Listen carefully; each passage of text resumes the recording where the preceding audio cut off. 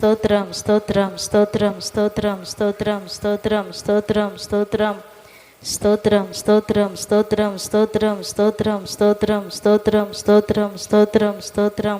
మహాపరిశుద్ధుడ, ప్రేమ కలిగిన తండ్రి, నీకు వందనాలు, స్తోత్రం చెల్లిస్తున్నాము నైనా.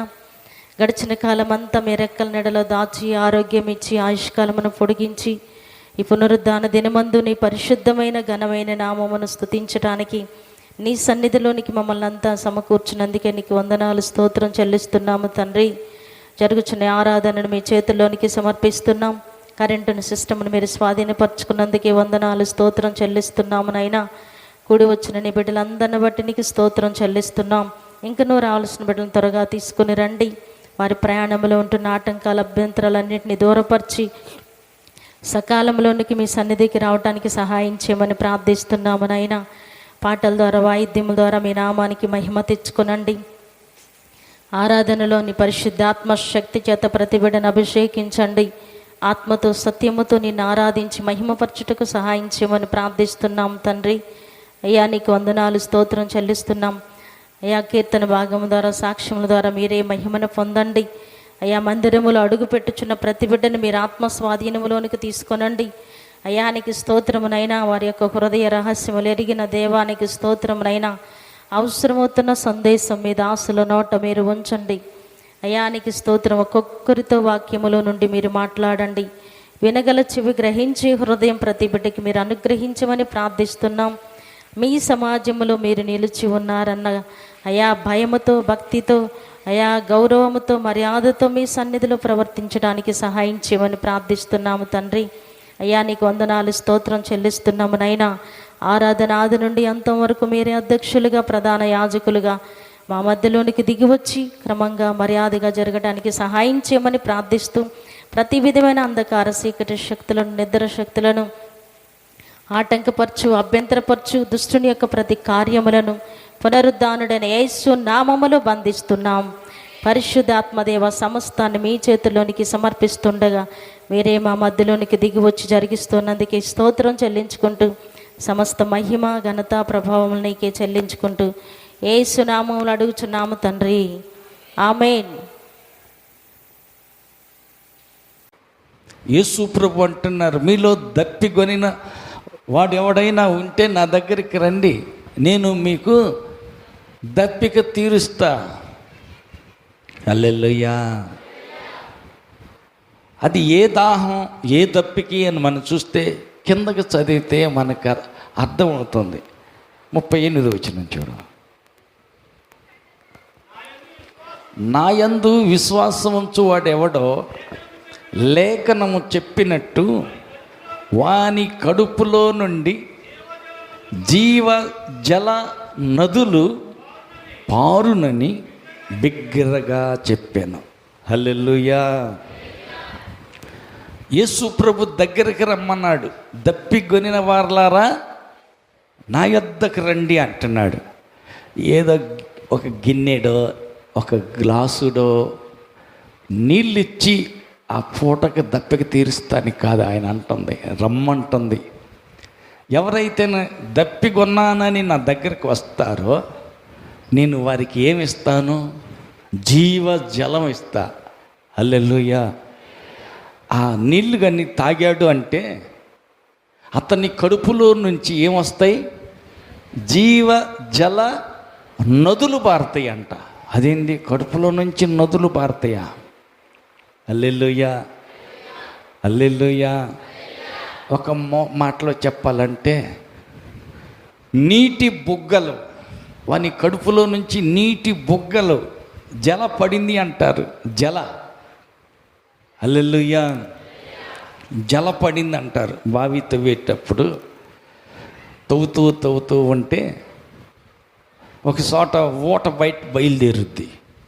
ఆ ఓట కారుతా ఉంటాయి, కారి ఇంకొక చోట తవ్వుతూ ఉంటే ఇంకొక చోట మళ్ళీ ఇంకొక ఓట పడుతుంది. ఆ ఓట ఉబికి వస్తూ ఉంటుంటాయి. అట్ట వచ్చి బావి అంతా నిండిపోద్ది. అనేక జలలో పడ్డాయి అంటారు, ఓట పడింది అంటారు, అది నీటి బుగ్గ పడింది అంటారు. అదే ఆయన యొద్దకు నీ వచ్చినట్టయితే నీటి బుగ్గ, నీటి జల, మామూలు నీరు కాదు అది, జీవ జల బుగ్గ నీ హృదయంలో నుంచి వచ్చేటట్టు ఆయన నీకు ఇస్తాడు. ఆ బుగ్గగా ఇచ్చాడు అనుకో, అదేమైద్ది, తీస్తా ఉంటే వస్తూ ఉంటుంది, తీస్తా ఉంటే వస్తూ ఉంటుంది. అట్టా పారి పారి జీవ జల నదులు నీ కడుపులో నుంచి పారుతాయి. ఇంక దప్పికైద్దా? కడుపులోనే జీవజల నదులే పారుతుంటే ఇంకా దప్పికెక్కడ? హల్లెలూయా, హల్లెలూయా. జల కావాలా లేకపోతే తొట్టెడి నీళ్ళు కావాలా? పక్కన వాళ్ళని అడగండి. జల పడితే బాగుంటుందా, తొట్టెడి నీళ్ళు పడితే బాగుంటుందా? హల్లెలూయా. చాలా మంది ఏంటంటే తొట్టెడు చాలులే అంటారు. ఈ తొట్టెడు నీళ్ళు 2 గొడ్లు గడిగేలకై అయిపోతాయి. 4 గంటలు గడిగి 2 గొడ్లు ఉతికి ఇల్లు వాకిలంతా తుడిశాలకి అయిపోతాయి. మళ్ళీ తొట్టి ఖాళీ అయినప్పుడు ఏం చేయాలమ్మా వెంకటరత్నమ్మ గారు? తొట్టి నమ్ముకొని కూర్చుంటే తొట్టెడు నీళ్ళు కాస్తే అయిపోయినాయి. అప్పుడు ఏం చేయాలా? హల్లెలూయా. మళ్ళీ నీళ్ళు ఎక్కడ దొరుకుతాయో చూసుకొని మళ్ళీ బిందెలు పొంగలు లేకపోతే ఏదన్నా బకెట్లు తీసుకొచ్చి ఎక్కడికో పోయి తెచ్చుకొని పోసుకోవాలా. హల్లెలూయా. తొట్టి కాడ కూర్చోటం మంచిదా? ఇంకొక చోట వాళ్ళు బోరేశారు, నీటి బొగ్గబడింది, జలబడింది, నీళ్ళు వస్తున్నాయి. కరెంటు కనెక్షన్ ఇచ్చేసి స్విచ్ ఎత్తే బుయ్యన్న నీళ్ళు చిమ్ముతున్నాయి. నిన్న ఎవరో అంటున్నారు 2 పాయింట్లు నీళ్ళు పడ్డాయి వల్లపల్లి అనుకుంటా, రాంబాబు. హల్లెలూయా. సుభాషిని వాళ్ళ నాన్న 2 పాయింట్లు పడ్డాయి, 2 ఎకరాలు సరిపోతాయి. సాంబయ్య 2 అంగుళాలు నీళ్ళు పడ్డాయి అంట. 2 ఎకరాలకు వస్తాయిగా సమృద్ధిగా. హల్లెలూయా. ఇప్పుడు బోరు నమ్ముకుంటే మంచిదా, తొట్టిని నమ్ముకుంటే తొట్టికాడ కూర్చుంటే మంచిదా? పక్క వాళ్ళని అడగండి, ఏది మంచిది?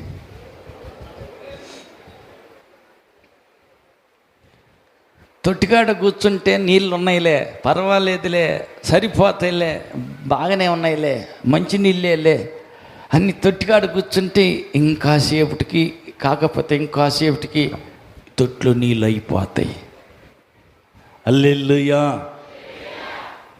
మళ్ళీ పక్కన వాళ్ళని దేబిరించాల, 2 పొంగలు నీళ్ళు ఇరాదు. హల్లెలూయా. అదే జల నమ్ముకున్నావనుకో, బోరు నమ్ముకున్నావనుకో, అవసరం వచ్చినప్పుడల్లా స్విచ్ నొక్కితే చాలు, దానికి కరెంటు కనెక్షన్ ఇచ్చేసి స్విచ్ నొక్కితే చాలు. హల్లెలూయా. బుయ్య నీళ్ళు అయ్యే వస్తాయి. నీళ్ళు ఎప్పుడు కావాలంటే అప్పుడు, కరెంట్ ఉందా లేదు చూసుకుని స్విచ్ వేస్తే చాలు, నీళ్ళు చిమ్ముతుంటాయి. ఎన్ని నీళ్ళు కావాలంటే అన్ని నీళ్ళు. ఏం సాంబయ్య పైన వాటర్ ట్యాంక్ కట్టలేదు, బోర్ వేసుకున్నావు, ట్యాంక్ కడితే ట్యాప్ తిప్పితే వస్తాయి కదా అంటే, ఎందుకన్నా నీళ్ళు అవసరం వచ్చినప్పుడల్లా స్విచ్ వేస్తాం, ఆ పైపులో నీళ్ళు వస్తాయి. ఆ తొట్లకి, డ్రమ్ములకి, బకెట్లకి అన్నీ నింపుకుంటా మిగిలిన మొక్కలకి వాటికి పెట్టేస్తా, సరిపోతాయి. నాకు దిగిలేంటి, బోర్ ఉంది. హల్లెలూయా, హల్లెలూయా. యేసు ప్రభు అంటున్నాడు, దప్పిగొనిన వారలారా నా యొద్దకు రండి, నేను మీకు దప్పిక తీరుస్తా. నేనిచ్చే నీళ్ళు ఎలాంటి అంటే బుగ్గ జల, వాని కడుపులో నుండి పారే జీవ జల నదులు పారుతాయి. హల్లెలూయా. ఆ నదులు పారుతా ఉంటే ఏమైందంట? నదులు పారుతున్నాయి. అప్పుడేం జరుగుతుంది? నీ కడుపులో నుండి జీవ జల నదులు పారుతా ఉన్నాయి. నదులు కడుపులో నుంచి పారుతుంటే ఈ చుట్టుపక్కలంతా ఏం జరుగుద్ది? అన్ని చేలు వండుతాయి. హల్లెలూయా. యెహెజ్కేలులో చూస్తాం 47వ అధ్యాయంలో ఏమనంటే అక్కడ దేవుని మందిరం యొక్క గడప గుమ్మం యొక్క కింద భాగంలో నుంచి నది పారుతుంది. చిన్నగా స్టార్ట్ అయింది. గుమ్మం యొక్క అడుగు నుంచి నది పారుతుంది. స్టార్ట్ అయింది. 1000 మూరలు కొలిస్తే గిలకల్లోతు వచ్చినాయి. ఇంకొక 1000 మూరలు కొలిస్తే మోకాల్లోతు వచ్చినాయి. ఈ నీళ్ళే ఇంకొక 1000 మూరలు నడిస్తే అక్కడ కొలిసేస్తే నడుములోతు వచ్చినాయి. ఇంకొక 1000 మూరలు అంటే భుజాలు కుతికెరలోతు వచ్చేసినాయి. ఇంక తర్వాత అది పెద్ద నది అయిపోయింది. ఇక నడవటానికి ఛాన్స్ లేదు. ఇక కాలు ఆంటల్లా నీళ్ళల్లో తేలిపోయి ఈత వేయవలసిన పరిస్థితి ఏర్పడింది. అంత పెద్ద నది అయిపోయింది. హల్లెలూయా. ఎక్కడి నుంచి అంట? దేవుని యొక్క మందిరం గడప గుమ్మం కింద నుంచి మొదలైందంట. దేవుని మందిరం ఏంటి? మందిరంలో నుంచి జల బయటికి రావటం ఏంటి? నదిలాగా ప్రవహించటం ఏంటి? అవును. హల్లెలూయా. మీ దేహము దేవుని ఆలయం అని మీరు ఎరుగరా? హల్లెలూయా. హల్లెలూయా. మీ దేహం ఏంటంట? దేవుని ఆలయం. దేవాలయమైన మీ దేహంలో నుంచే నదులు పారుతాయంట. ఆయన యందు విశ్వాసం ఉంచువాని కడుపులో నుంచి జీవజల నదా నదుల అంటే చాలా నదులు వస్తాయి అన్నమాట. ఏదేను తోటలో ఒక నది మొదలైంది. ఒక్క నది ప్రారంభమయ్యి అది కొద్ది దూరం పోయినాక ఒక చీలిక, ఒక పాయ ఏర్పడింది. ఇంకొంచెం దూరం పోయినా ఇంకొక పాయ ఏర్పడింది. ఇంకొంచెం దూరం పోయినాక ఇంకొక పాయ ఏర్పడింది. అట్ట 4 నదులు ఏర్పడ్డాయి. హల్లెలూయా. 4 నదులకి 4 పేర్లు ఉన్నాయి. ఎవరు చెబుతారు? టకటకటక చెప్పేసారు. ఎవరు చెబుతారు తొందరగా? పీషోను, గీహోను, హిద్కేలు, యూఫ్రటీసు. అందరు చెప్పండి. పీషోను, గీహోను, హిద్కేలు, యూఫ్రటీసు. ఇప్పుడు అందరికి ఒకేసారి చెప్పండి.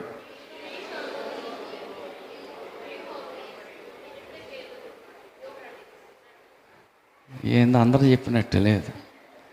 హల్లెలూయా. మొదలైనప్పుడు ఒక్కనదే. ఏదేను తోట మొత్తం తడుపుతానికి 4 పాయలుగా చీలిపోయింది. ఈ 4 పాయలుగా చీలిపోయి 4 నదులైంది. ఈ నదులు పారినంత లెక్క ఏమంట? బంగారం పండుద్దంట. హల్లెలూయా. హల్లెలూయా. యెహెజ్కేలు గ్రంథానికి వద్దాం. మందిరపు గుమ్మం నుంచి పారుతున్న ఈ నది, ఈ జల, ఈ బుగ్గ, ఈ నీటి ఊట పారి పారి పారి పారుతా ఉంటే అది పారినంత లెక్క చుట్టుపక్కల ఏమున్నాయంట? దారి పొడుగుతా నదికి ఇటు అటు చెట్లన్నీ మొలుస్తున్నాయి. ఆమేన్. చేపలన్నీ బతుకుతున్నాయి. ఆమేన్. ఆ చేపలు పట్టుకుని అమ్ముకునే వాళ్ళంతా బతుకుతున్నారు. ఆమేన్. ఆ నది పాయల నీళ్లు మళ్లించుకుని పొలానికి పెట్టుకుని చేలన్నీ వండుతున్నాయి. ఆమేన్. వ్యవసాయం చేసుకుని ఎంతమందో బతుకుతున్నారు. ఆమేన్. ఈ పారే నది పారి పారి పారి చివరికి సముద్రంలోకి వెళ్ళి పడిందంట. సముద్రం అంతా ఉప్పు నీళ్ళు కదా. ఈ మంచి శ్రేష్టమైన నీళ్లు పడిన సముద్రం నీళ్ళు, ఉప్పు నీళ్ళన్నీ ఉప్పిరిగిపోయి మంచి నీళ్ళు అయినాయి అంట. ఉప్పు నీళ్ళు, చెడిపోయిన నీళ్ళు ఉప్పిరిగిపోయి మంచి నీళ్ళుగా మారిపోయినాయి. ఆమేన్. పక్కలతో చెప్పండి. నీవు నీటి బుగ్గగా మారగలిగితే నిన్ను బట్టి నీ పక్కవారు బాగుపడతారు. చెడిపోయిన పక్కవారు బ్రతుకుతారు, బాగుపడతారు. నీవు చేతులుంచితే రోగులు స్వస్థత పొందుతారు. నీవు ప్రార్థనిస్తే దయ్యాలు పారిపోతాయి. నీ వల్ల అనేకులకు మేలు కలుగుతుంది. ఆమేన్. ఎప్పుడు నీ కడుపులో నుండి జీవ జల నదులు పారినప్పుడు. ఆమేన్. కడుపులో నుండి జీవ జలం, నీటి బుగ్గ, నీటి ఓట, నదులు పారాలంటే దప్పిక కావాలా? ఏం కావాలంట? దప్పిక కావాలా? హల్లెలూయా. దప్పిక కొనంటే ఆయన అడగాల, దేవా నాకు దప్పిక తీర్చవా, దాహం కొన్నాను. యెహోవా కొరకు ఎదురు చూసువారు నూతన బలం పొందుకుంటారు. వారు అలయక పరుగెత్తుతారు, సొమసిల్లక నడిచిపోతారు. అలుపు ఉండదు, సొమసిల్లిపోవటం ఉండదు, సాలిపోవటం ఉండదు. అలయక పరుగెత్తుతారు, సొమ్మసిల్లక నడిచిపోతారు. ఎప్పుడు? యెహోవా కొరకు ఎదురు చూసేవారు, ఆయన కొరకు దాహం కొన్నవారు. దప్పికొంటే ఆయన ఏం చేస్తాడు? జీవ జల నదులు నీలో నుంచే ప్రవహింపజేస్తాడు. హల్లెలూయా. ఆయన వచ్చి ఒకసారి ఎండవేళ ఈ టయానికల్లా యేసు ప్రభు బావి దగ్గరికి వచ్చాడు. కడవెత్తుకుని వచ్చింది ఆమె. అమ్మ, తాగటానికి కాసి నీళ్ళు ఎత్తావా అడుగుతున్నాడు. తాగటానికి నీళ్ళ? అటు పైకి కిందకి ఎగాదిగా చూసి, నువ్వు యూదుడు పట్టుకుందిగా, యూదుల వేషం వస్త్రధారణ వేరు, మిగతాలు వేసుకునే బట్టల తీరు వేరుగా ఉంటుంది. హల్లెలూయా. ఆ యూదులు అన్న సంగతి గ్రహించేసింది. హల్లెలూయా. కదిలించిన యేసు ప్రభు అంటున్నాడు, అమ్మా, నిన్ను నీళ్ళు అడిగే వ్యక్తి ఎవరో నువ్వు గ్రహించగలిగితే నీవే నన్ను నీళ్ళు ఇమ్మని అడుగుతావు. నన్ను నీళ్ళు అడిగితే నేను ఏమిస్తానో తెలుసా? జీవ జలం నీకు ఇస్తా. నేనిచ్చే నీళ్లు తాగితే మరి ఎన్నడూ నువ్వు దప్పికొనవు. నువ్వు గ్రహించగలిగితే నీవు నన్నే నీళ్ళు అడిగేవు దానివి. హల్లెలూయా. నేను జీవ జలం ఇస్తా. నేను ఇచ్చే నీళ్లు తాగితే ఇంకెప్పటికీ దప్పికొనడు. హల్లెలూయా. మరలా దప్పికైనప్పుడల్లా బావి దగ్గరికి రాకుండా ఆ నీళ్లు నాకు రాదు.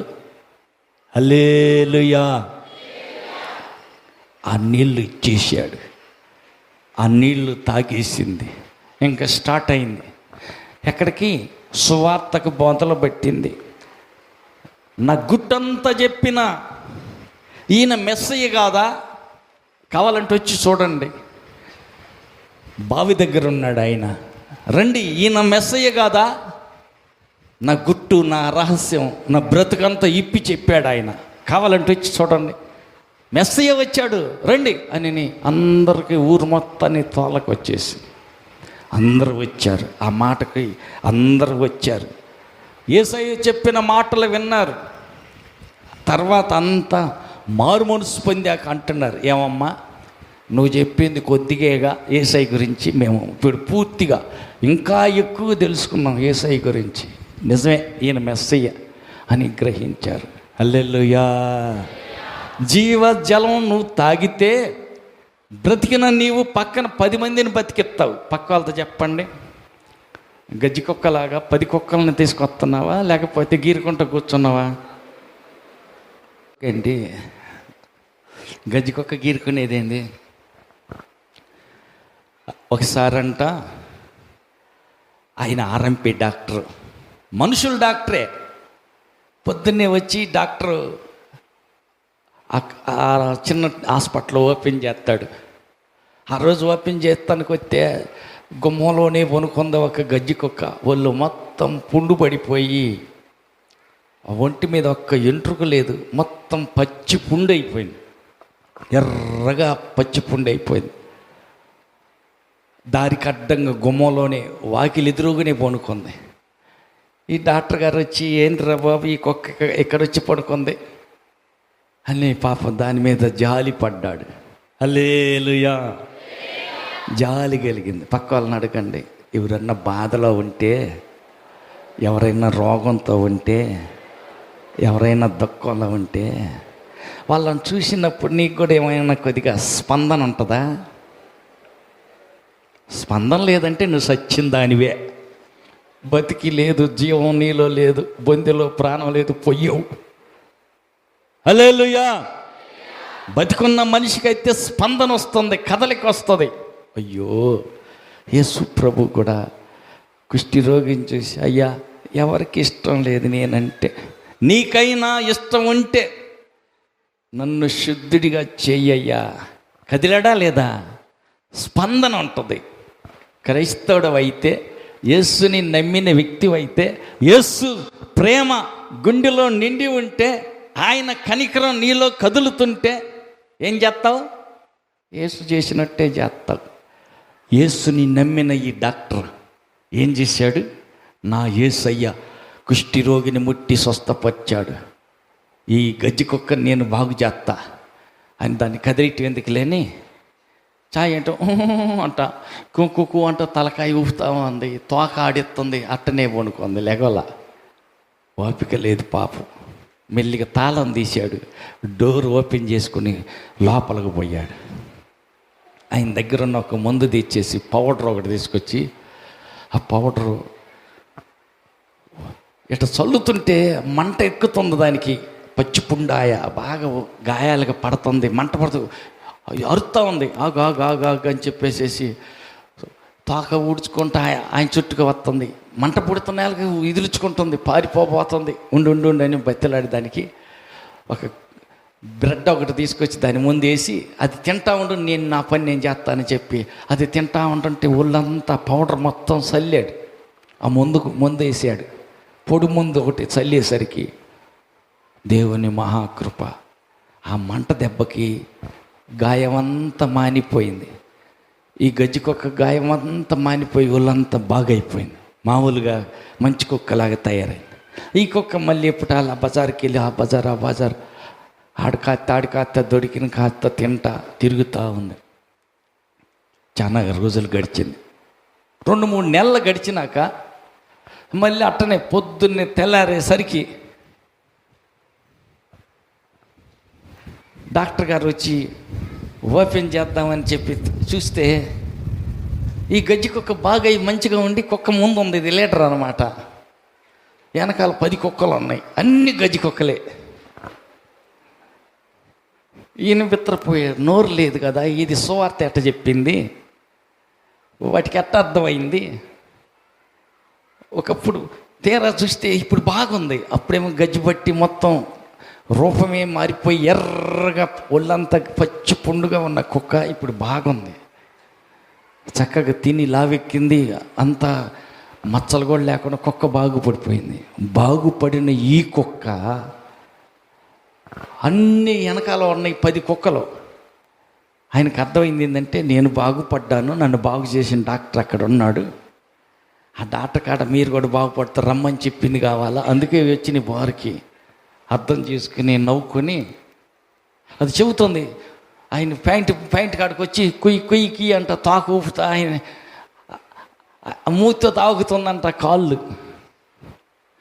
అర్థమైందిలే కుక్క, నువ్వు అట్టుండు, నేను చేసే పని చేస్తాలే అని చెప్పి అది పెద్ద డబ్బా మందు తీసుకొచ్చి మొత్తానికి కుక్కలన్నిటికీ వేసి అల్లాడంట. హల్లెలూయా. 10 కుక్కలు బాగుపడ్డాయి. హల్లెలూయా. ఆ కుక్కకి ఎంత విశ్వాసం చూడు, అది అక్కడ బాగుపడింది కాబట్టి అది పోయి 10 కుక్కలను మళ్ళీ తీసుకొచ్చింది. హల్లెలూయా. పక్క వాళ్ళతో చెప్పండి, యేసయ్య నీకేమన్నా మేలు చేశాడా? మేలు చేసిన దేవుడి గురించి పక్కన ఎవరికన్నా 10 మంది కాబట్టి సంవత్సరం మొత్తంలో ఒక్క మనిషికన్నా చెప్పి మందిరాన్ని తీసుకొచ్చావా? ఇప్పుడు చెప్పు, నువ్వు గజ్జి కుక్కవా, బాగుపడ్డ కుక్కవా, గీరుకునే కుక్కవా? కృతజ్ఞత కలిగిన కుక్క 10 కుక్కలు తీసుకొచ్చింది. హల్లెలూయా. కనీసం సంవత్సరానికి ఒక్క వ్యక్తి కన్నా చెప్పి యేసయ్య బాగు చేస్తాడు, యేసయ్య స్వస్థపరుస్తాడు, యేసయ్య రక్షిస్తాడు, యేసు నమ్ముకో, ప్రార్థనకు రా అని నువ్వు తీసుకుని రాగలిగితే, నువ్వు సంవత్సరానికి ఒక్కసారి ఒక్క మనిషికైనా చెప్పి మందిరానికి నడిపించగలిగితే, నువ్వు ఎన్నేళ్ళ నుంచి వస్తున్నావు ప్రార్థనకి? ఎంతమంది నడిపించావు? అడిగి చూడండి పక్కన వాళ్ళని. ఎన్ని సంవత్సరాల నుంచి నువ్వు ప్రార్థనకు వస్తున్నావు? ఎంతమందిని ప్రభు దగ్గరికి నడిపించావు? అంటే నీకంటే గజ్జి కుక్కే మేలు కదా. కుక్కకున్న బుద్ధి లేకపోయా మనకి. కృతజ్ఞత ఉండద్దు. దేవుడు మేలు చేశాడా లేదా? మరి చేసినప్పుడు కనీసం పక్క వ్యక్తి కన్నా చెప్పాలా లేదా? హల్లెలూయా, హల్లెలూయా. అంటే స్వార్థం. నా కడుపే దేవుడు, నా రోగం పోయింది, నేను బాగున్నాను, నా ఇల్లు నేను బాగుంటే చాలు, పక్కోళ్ళు ఎట్టపోతే నాకెందుకు? కాదు కాదు, పక్కన 10 మందికి చెప్పి ప్రభు దగ్గరికి నడిపించాల. హల్లెలూయా. సమరయ స్త్రీ చేసిన పని, జీవజలం తాగింది. సమరయ అంతటికి చెప్పింది, రండి మెస్సియా నేను కనుగొన్నా, నా చరిత్ర అంతా చెప్పిన ఆయన అక్కడే ఉన్నాడు, రండి అని అందరినీ తీసుకొచ్చింది. ఊరు మొత్తం మారిపోయారు. హల్లెలూయా. ఎప్పుడైతే నీవు దప్పిగొన వ్యక్తివై యేసు దగ్గరికి వచ్చి జీవజలాన్ని తాగుతావో, ఆ జీవజలం నీలో ఉండి ప్రవహిస్తుంది. నీవు అనేకులకు ఆశీర్వాదానికి కారకురాలుగా మారుతావు. ఆమేన్. ఈ నది పారినంత లెక్క చేపలు బతికాయి, చెట్లు బతికాయి, చేపలు పట్టుకుని అమ్ముకునే వాళ్ళు బతికారు. చివరికి పారే నీళ్ళు, ఉప్పు నీళ్ళల్లో సముద్రంలో పడితే సముద్రం కూడా బాగుపడిపోయింది. అంటే చెడిపోయిన వాళ్ళు కూడా నీ మూలంగా వాళ్ళు బాగుపడతారు, వాళ్ళు కూడా మారిపోతారు. హల్లెలూయా. పక్క వాళ్ళతో చెప్పండి, నీ వల్ల అనేకులకు మేలు కలగాల, నీ మూలంగా అనేకులు ఆశీర్వదించబడాల. హల్లెలూయా. అయితే జీవజలం కావాలా? ఏం కావాలి? జీవజలం తాగాలి. హల్లెలూయా, హల్లెలూయా, హల్లెలూయా. దీనికి మనం కష్టపడేది ఏమీ లేదు. చేయాల్సింది ఏంటంటే ఆసక్తి. హల్లెలూయా. తృష్ణ కావాలి, దేవుని కొరకైనటువంటి తృష్ణ, ఆశ కావాలి. 42వ కీర్తన 2వ వచనం చూడండి. కీర్తన గ్రంథం 42:2.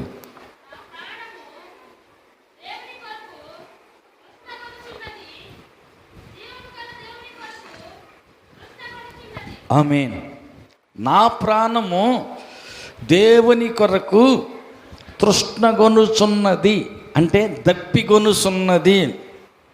దేవుని సన్నిధికి నేను ఎప్పుడు వచ్చేదనా అని, ఆయన సన్నిధిని నేను ఎప్పుడు కనపడతానా అని తృష్ణగొనుచున్నది. పక్క వాళ్ళతో చెప్పండి, దేవుని సన్నిధికి ఎప్పుడు వెళ్దామా అని దప్పిక కలిగి ఉన్నావా? ఇంటికి ఎప్పుడు వెళ్దామా అనే తృష్ణ కలిగి ఉన్నావా? అడగండి పక్కన వాళ్ళని. హల్లెలూయా, హల్లెలూయా. రాత్రి కొంచెం లేట్ అయింది. హల్లెలూయా. 12 అయింది. అయ్యా కృప అనేది రాత్రి 12 అయిందా? 12 అయింది. 12 దాకా ప్రార్థన చేపిస్తూనే ఉన్నాం. వాళ్ళకి పక్క వాళ్ళకి ప్రార్థన చెయ్యి, ముందోళ్ళకి చెయ్యి, వెనకోళ్ళకి చెయ్యి అని ప్రార్థన చేపిస్తూనే ఉన్నాం. 12 అయిపోయింది. ఇంకేముంది? నాకు నిద్ర వచ్చింది అక్క, నేను నిద్రపోయా అసలు. హల్లెలూయా. అంతసేపు అయ్యేసరికి ఏడా కూర్చుంటాం? మరి గుచ్చుడాకి పొగాకపోతే పొద్దున పోతే సాయంత్రం దాకా గుచ్చుకోవాలి కదా. నిద్ర వచ్చుద్దే? అడగండి పక్కన వాళ్ళు అడగండి. నిద్ర వచ్చుద్ది అప్పుడు గుచ్చుడాకపోతే? హల్లెలూయా. మండు టెండ ఈపి మాడుద్ది, తల మాడుద్ది. పొద్దున పోతే మధ్యాహ్నం దాకా మండు టెండ. ఏమ్మా మిరపకాయ మేస్త్రి ఎన్నింటికి పోతారు, ఎన్నింటికి వస్తారు మిరపకాయలకి? ఎన్నింటికి పోతారమ్మా? చేలోకి పోయాలకి 6 అయిద్దా? 6ంటికి వంగుతారు. ఎన్నింటికి అయిపోద్ది అమ్మా? 12 దాకా. ఈపి గాలుతుంటుంది, మాడు గాలుతుంటుంది. నిద్ర వచ్చుద్దా? అబ్బే, అప్పుడు నిద్ర ఎందుకు వచ్చుద్ది? హల్లెలూయా.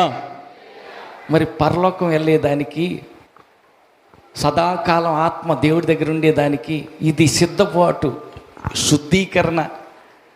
మనం రెడీ చేసుకోవటమే సిద్ధపాటు కదా. కొలిమిది అంటే కొలిమిలో పెట్టేసి ఏం చేస్తారమ్మా? కోటమ్మ తల్లి ఏం చేస్తారు? ఆడేమో గిర్రు గిర్రుమని తిప్పుతూ ఉంటారు. కొలిమిలో దోకురు పారో గడ్డపారో అది ఏదో పెట్టేస్తారుగా, అది కాలుతారు. కాల్చినాక తీసి ఒక ఇనప దిమ్మె మీద పెడతారు. సమ్మిట్ తోటేనా పేరమ్మ తల్లి, పేరమ్మమ్మ అదేంది పెట్టి కొడతారు. సుత్తే సమ్మిట ఏమంటారు దాన్ని అమ్మ? మొద్దుబారిపోయిన గొడ్డలి కాల్చారు, దిమ్మ మీద పెట్టారు, పైన పెట్టి కొడుతుంటారు. ఏమంటారు దాన్ని? సమ్మిట, సుత్తే అదే పెద్ద సుత్తెమ్మ. ఒక్కోసారి 2-3 మార్చి కొడతారు. ఉస్సో అనుకుంటాం. దెబ్బ మీద దెబ్బ, రోకల బండతోటి అరిసెల పిండి కొట్టినట్టు దెబ్బ మీద దెబ్బ మార్చి కొడతా ఉంటుంటారు. ఈ గొడ్డలకి దెబ్బ తగులుతుంది అంటవా? ఇదే కాల్చి మర్యాదగా బయటికి తీసి దిమ్మ మీద పెట్టి ఒకటి కొట్టి అబ్బా అంటే వాళ్ళకి మళ్ళీ ఇంకొకటి 2 అబ్బా. దెబ్బ తగులుతుందా లేదా? కొట్టంగా పొదునెక్కుతుంది గొడ్డలి. నీళ్ళ ముంచి లేపి దానికి కట్టికి తగిలిచి వేస్తే దెబ్బకొక సరిగి చెట్టు అయినా, ఇంకా జామాయిల చెట్టు అయినా ఒక దెబ్బకొక చెట్టు ఇరిగిపోతుంది. ఇప్పుడు పొదునెక్కింది, పనికిరాదని మూలన పెట్టి తుప్పు పట్టిన గొడ్డలకి కొలిమిలో పెడితే ఇప్పుడు పనికి వచ్చింది. హల్లెలూయా. దీనికి ముందు ఏమన్నాయంట? హల్లెలూయా. చెట్లు కొడుతుంది, గొడ్డలు బాగా ఉపయోగపడుతుంది. ఒక 10 రోజుకు 2000 సంపాదించుకోవటానికి ఉపయోగపడుతుంది గొడ్డలు అంటే. దీని వెనక కథ ఉంది. తుప్పు పట్టిన గొడ్డలను ఎత్తుకెళ్ళి కొలిమిలో పెట్టారు. కొలిమిలో పెడితే కాలి చివరికి మలాటుతో బాది పొదునొచ్చిందాకా చేశారు. కాబట్టి కొలిమిలో దెబ్బలు తగులుతాయా తగలవా? అయ్యా, కొలిమిలో దెబ్బలు తగులుతాయా? కొలిమిలో కాలిపోవాలా? హల్లెలూయా. మలాటు దెబ్బలు తినాలా? పొదునెక్కి ఈ దెబ్బకు ఒక చెట్టు తెగి పడిపోవాలంటే దీని వెనక కథ ఉంది. హల్లెలూయా. అట్టలే పరలోకంలో ప్రభుత్వం మహిమగల రాజ్యంలో యుగాలు నీ ఆత్మ ఉండాలంటే దిద్దుబాటు కావాలా, సరి చేయటం కావాలా, శ్రమ నొప్పి బాధ ఉండాలా. నీ సిలువ నువ్వే ఎత్తుకోవాలా, యేసుని వెంబడిస్తూ పోవాలా. ఆ దారిన యేసు నడిచాడు. గొల్గతా కొండ వరకు, యెరూషలేము నుంచి గొల్గతా వరకు, కపాలమనే స్థలం వరకు సిలువ మోసుకుంటూ యేసు వెళ్ళాడు. ఆయన నమ్ముకున్నాం, ఆయన వెంబడిస్తున్నాం. మరణం వరకు ఎమ్మటే ఆయన ఇనికీడితే అనుసరిస్తూ నడిస్తే ఇక్కడ కళ్ళు మొత్తం, పరలోకంలో కళ్ళు తెరుస్తాం. ఆయన సింహాసనం మీద కూర్చుంటాం. ఆయన కిరీటం పెడతాడు. ఏలుబడి చేయటానికి ఆయన మనల్ని ఏం చేస్తాడు? ఏలికగా చేస్తాడు. హల్లెలూయా, హల్లెలూయా. కాబట్టి ప్రియులారా, పరలోకానికి మనల్ని తీసుకెళ్తానికి ఇది కొలిమి లాంటిది. కొన్ని మాటలు కొద్దిగా కష్టంగా ఉంటాయి, కొన్ని బాధగా ఉంటాయి, కొన్ని నొచ్చుకుంటాయి. ఎందుకంటే అక్కడక్కడ పక్కన వాళ్ళని అడగమంటున్నాం కదా. 10 ఏళ్ళ నుంచి ప్రార్థనకు వస్తున్నావు, కనీసం 10 మందిని కాబట్టి 5 ప్రార్థన తీసుకొచ్చావా? తేలేదుగా. కృతజ్ఞత కలిగిన గజ్జి కుక్కవా, కృతజ్ఞత లేని కుక్కవా అంటున్నాం కదా. మరి బాధ ఏదో అమ్మ, నొప్పేస్తుందా లేదా? ఆ కుక్క కన్నా ఉన్న బుద్ధి నీకు లేకపోయే ఫలితం ఏముంది? 25 ఏళ్ళ నుంచి ప్రార్థనకు వచ్చి ఒక్కరినైనా యేసు దగ్గరికి నడిపించలేదే. హల్లెలూయా. ఈ సుత్తి దెబ్బల్లాగా, ఈ కొలిమి దెబ్బల్లాగా తగులుతాయి. ఎందుకంటే సరి చేస్తానికే కానీ సావగొట్టడానికి కాదు. ఆమేన్. ప్రయోజకుడు కావాలంటే నలుగురిని చంపితే కానీ ఒక డాక్టర్ అవుతాడంట. డామ్మున డాక్టర్ కాడంట, కనీసం ఎవరో నలుగురినైనా వైద్యం ఫెయిల్ అయ్యి అక్కడొకరు నలుగురైనా చచ్చిపోవాలా. చచ్చినాక కానీ అప్పుడు వైద్యం సరిగ్గా నేర్చుకుంటాడు, కరెక్ట్గా చేస్తాడు. అరక తోలతం చేత కాదు. హల్లెలూయా, హల్లెలూయా. యేసుదాసు అరక నేర్పిస్తున్నాడు.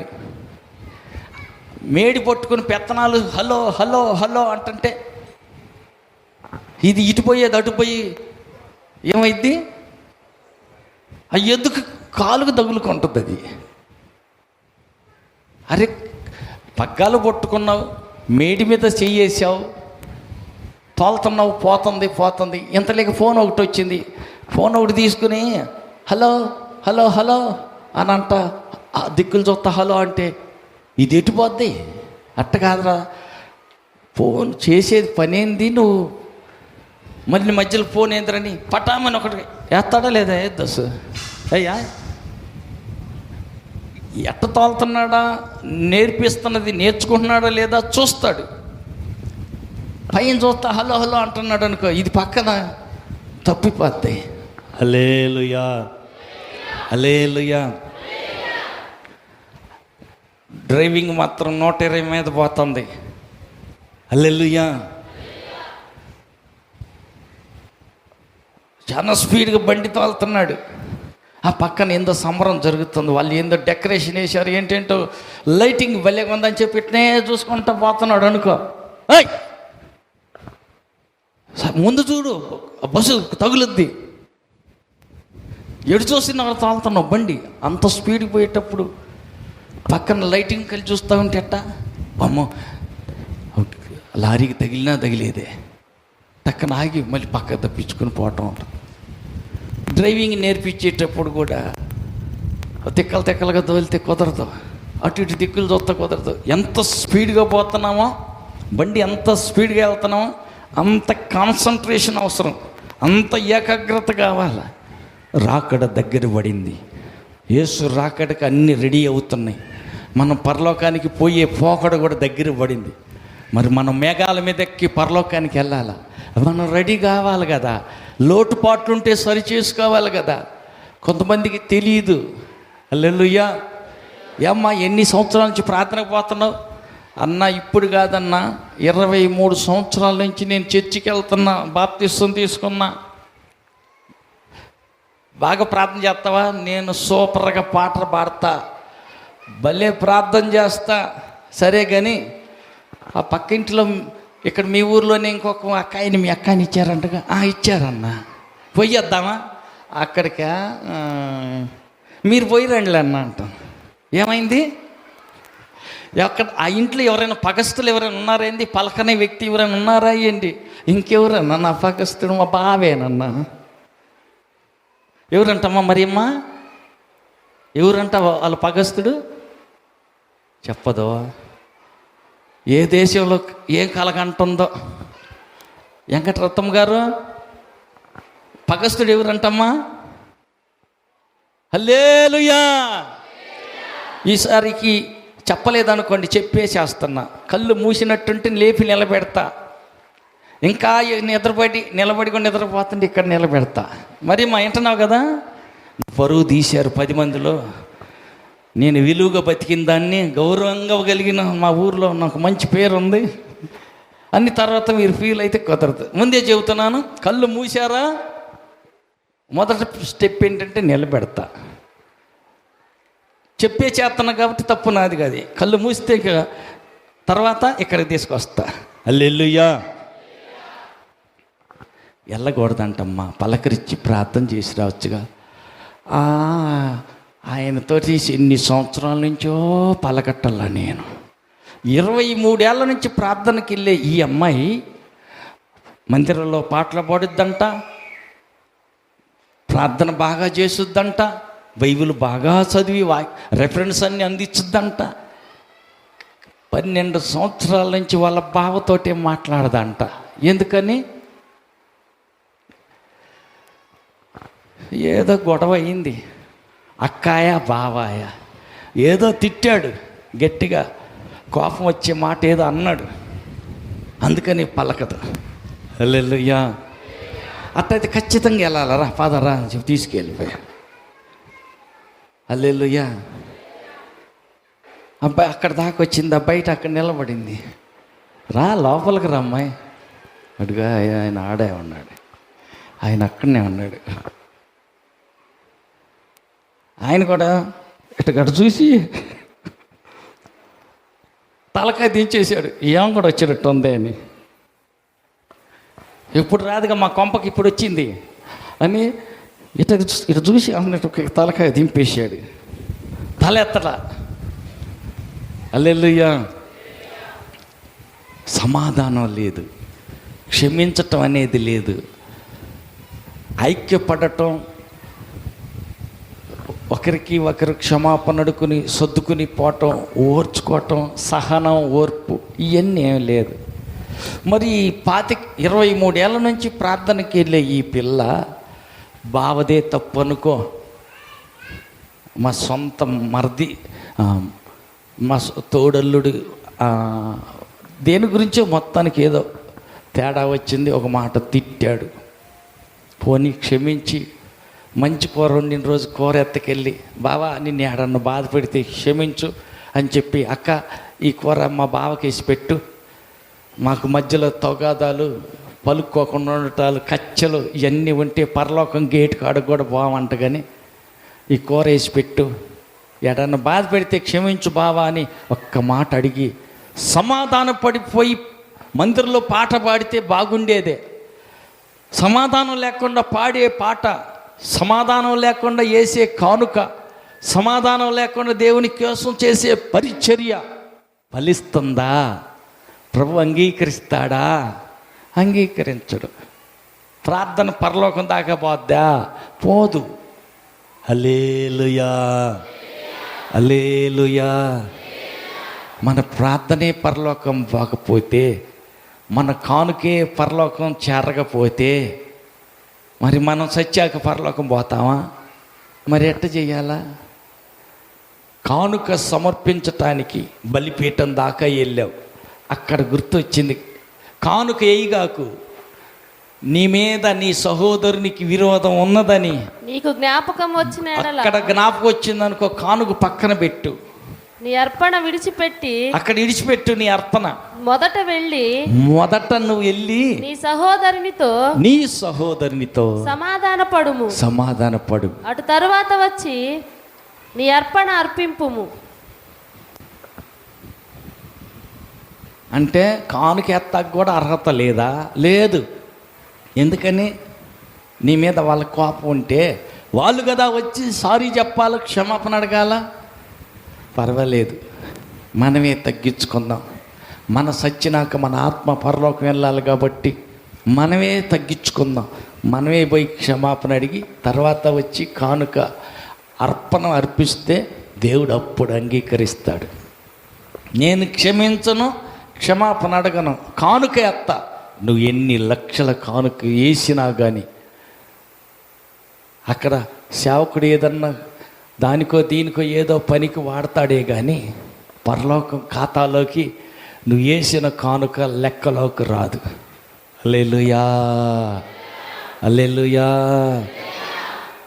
కాబట్టి పరలోకం వెళ్ళాలి మనం. పక్క వాళ్ళతో చెప్పండి, మరి పరలోకం వస్తావా? క్షమాపణ అడగకుండా ఎవరిని విడిచిపెట్టలేదు కదా. అందరితో సాధ్యమైనంత వరకు సమస్త జనులతో సమాధానంగానే ఉండు. కొంతమందికి కోపం ఉంటుంది కదా,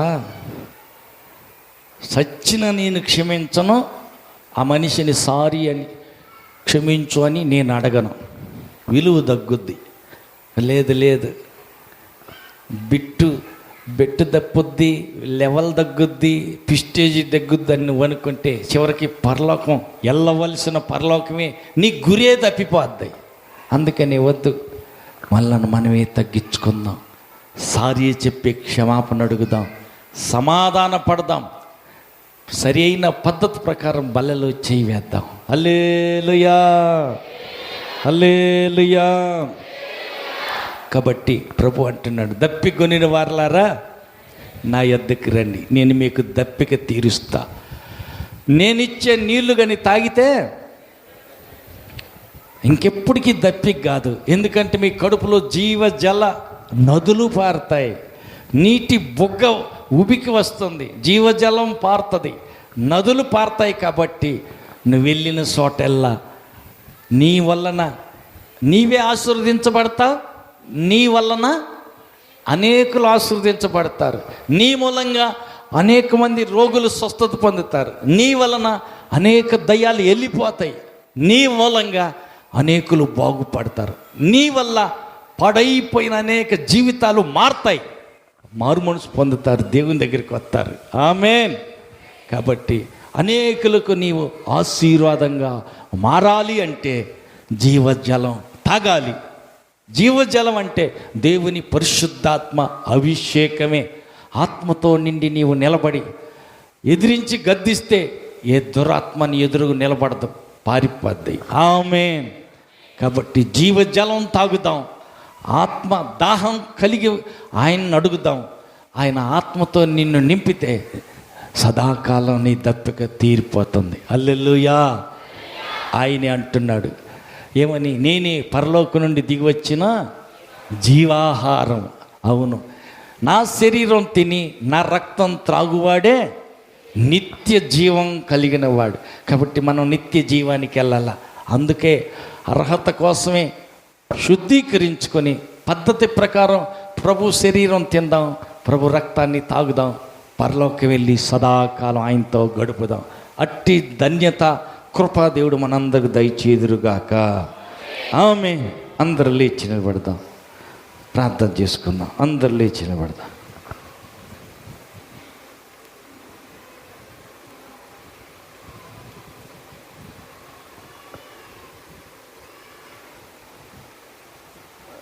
జీవజలం తాగటానికి తృష్ణ నాకు అయ్యా. దేవుని ఎప్పుడు కలుద్దామా, దేవుని సన్నిధికి ఎప్పుడు వెళ్దామని దాహం నాకు కలిగించేసయ్యా. నీ జీవజలాన్ని నేను తాగటానికి, ఆ దప్పిక కలిగి నేను ఉండటానికి కృప దయచేయి. జీవజలం నాకు అయ్యా. పరిశుద్ధాత్మ ఓట నాలో ఉబికి వచ్చినట్టు, జీవజల నదులు నా కడుపులోంచి ప్రవహించున్నట్టు నన్ను ఆశీర్వదించయ్యా. అయోగ్యత ఉంటే యోగ్యత ఇవ్వండి, బల్లలో చేయటానికి అర్హత యోగ్యత దయచేయి. నన్ను నేను విమర్శించుకొని నాకు నేనే తీర్పు తీర్చుకొని లోకమంతటికి కలిగే తీర్పులో నేను రాకూడదయ్యా. ఇక్కడ కళ్ళు మూసి పరలోకంలో కళ్ళు తెరవాలి. అలాంటి భాగ్యం నాకు దయచేయి, శుద్ధీకరణ దయచేయి ప్రభా. తెలిసి తెలియక మాట ద్వారా, చూపు ద్వారా, ఆలోచన ద్వారా, క్రియ ద్వారా జరిగిన ప్రతి తప్పిదం ఒప్పుకుంటున్నా, క్షమించండి, శుద్ధీకరించండి, నన్ను పరిశుద్ధపరచయ్యా. అడుగుదాం, ప్రార్థన చేద్దాం.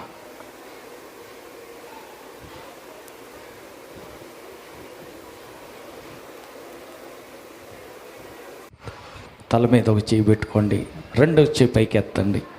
నూనె కానీ తెచ్చుకుంటే ఎత్తిన చేత్తో నూనె పట్టుకోండి. సర్వాధికారి దయాళుడైన తండ్రి, నజరేయుడైన యేసు నామములో బిడ్డలందరిని బట్టి నీ సన్నిధికి వస్తున్నాం. నీ బిడ్డలందరి కోసం మీరు సిందించిన విలువైన రక్తాన్ని ఈ బిడ్డల మీద ప్రోక్షించమని ప్రార్థిస్తున్నాం. వారి శరీరాల్లో ఉన్న ప్రతి బలహీనత, ప్రతి వ్యాధి యేసు నామములో వెళ్ళిపోవునుగాక. మరి సమస్యలేనక దాగిన ప్రతి దురాత్మశక్తుల ప్రభావం యేసు నామములో తొలగిపోవునుగాక. ప్రతి శాపం యేసు నామములో కొట్టివేయబడునుగాక. నిబిడలైన వారికి విరోధంగా ఉచ్చరించబడు ప్రతి మంత్ర ప్రయోగం యేసు నామములో నిర్వీర్యమైపోవునుగాక. ప్రభు, నీ బిడ్డలు రాసిన పరీక్షలో ఘన విజయం బిడ్డలకు కలుగునుగాక. దేవా, సీట్ల కొరకు ఎదురు చూస్తున్న బిడ్డలకు, పై చదువులకై కాలేజీల్లో, స్కూల్స్లో, హాస్టల్స్లో బిడ్డలందరికీ సీట్లు దొరుకునుగాక. నజరేయుడైన యేసు నామములో బిడ్డల ఒక్కొక్కరి అక్కర్లు, అవసరాలు మీ సర్వ సమృద్ధిలో నుంచి తీర్చబడునుగాక. ఆగిన ప్రతి ఆశీర్వాదం బిడ్డల ఒక్కొక్కరి జీవితంలో విడుదలగునుగాక. దేనికోసం ఎదురు చూస్తున్నారో, దేని విషయమై బిడ్డలు ఎంత కాలంగా కన్నీరు కారుస్తున్నారో, వారి ఎదురు చూస్తున్న ప్రతిదీ ఆశించినది వారికి దొరుకునుగాక. ప్రభువా, నీ బిడ్డల ఆగిన ప్రతి కార్యం యేసు నామములో వారి జీవితంలో నెరవేరునుగాక. గర్భఫలం లేక సంతానం కోసం ఎదురు చూస్తున్న బిడ్డలు గర్భాలు యేసు నామములో తెరవబడునుగాక. ప్రతి ఆటంకాలు తొలగిపోవునుగాక. ప్రభు, మీరిచ్చిన పాడి పశువుల్లో బిడ్డలు ఆశీర్వదించబడుదురుగాక. పంట పొలాల్లో బిడ్డలు దీవెన పొందుదురుగాక. వారి పొలాల్లో వేయబోతున్న ప్రతి ఇత్తనం ఫలించునుగాక. ప్రతి పురుగు తెగులు గద్దించబడునుగాక. ప్రభుని బిడ్డల రెక్కల కష్టార్జితం దీవెన పొందునుగాక. ప్రభువా, కూడి వచ్చిన బిడ్డలందరినీ దీవించండి. రాలేకపోయిన బిడ్డలందరినీ క్షమించండి. మరో సమయమైన నీ సన్నిధి యొక్క విలువను గుర్తించి, ఎంత దూరాన్ని ఉన్నప్పటికీ బల్లలో చేయి వేసి ప్రభు ఆత్మను పొందిన వారై, ప్రభు నీ మహిమ గల రాకడలకు జీవం కలిగిన వారిగా, నా శరీరం తిని నా రక్తం త్రాగుబడే నిత్య జీవం కలిగిన వారని పలికిన నీ లేఖనానుసారంగా నిత్య జీవం కలిగిన వారిగాను, నీతో చక్కటి సంబంధం కలిగిన వారిగాను, సదాకాలం పరలోకంలో కూడా నీతో కలిసి ఉండే భాగ్యం ఈ బల్లలో చేయి వేయటం ద్వారా కలుగుతుందని గ్రహింపుతో ప్రతి నెల క్రమం తప్పక బల్లలో చేయి వేయటానికి బిడ్డలందరినీ సిద్ధపరచమని, అర్పించబోతున్న వారి కానుకలను అంగీకరించమని, నీ బిడ్డలు దేవా తినబోతున్న ఆహార పదార్థాలను పరిశుద్ధపరచమని, పరిచర్య చేస్తున్న వారిని, చేసిన వారిని దీవించి అనేక రెట్ల ప్రతిఫలం ఒక్కొక్క బిడ్డకి దయచేయమని, ఆశీర్వదించమని ప్రార్థిస్తూ, చంద్రబాలం గారికి కూడా ఇంకను